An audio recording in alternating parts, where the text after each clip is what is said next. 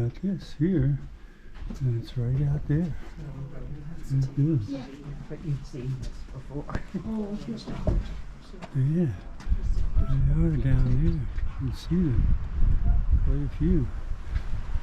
Really something down there. Wow.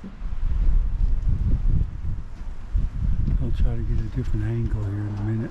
Yeah, you can see them all down in there.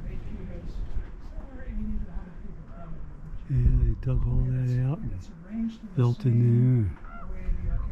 They really made a community down there. Look at that. Still after all these years here. Alright.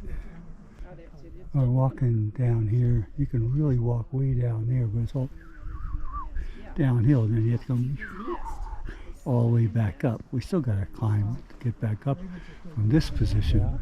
But I think for the kid, this is probably good enough here. If I had all day, I could do a little bit at a time and take my time, but don't have all day here, so. And whatever. But yeah, it's still pretty good. But you can't go in them. Years ago, you used to be able to, but not anymore there, so. Good enough here. And we're on these rocks here that you could easily fall off of here too. Oh well. Okay. Well, another reason why I'm not going any further. No further. Petroglyph House is open. 2.4 miles. Strenuous.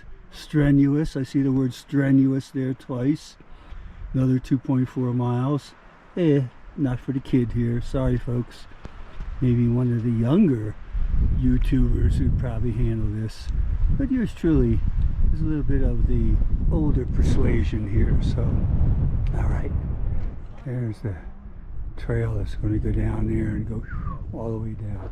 Well, we're at a little lunch place, but you can tell we're at altitude because the chip bag is very inflated here because we're at a higher altitude here, so it's very puffy. So I ordered the chili. We'll see when it comes here. Okay.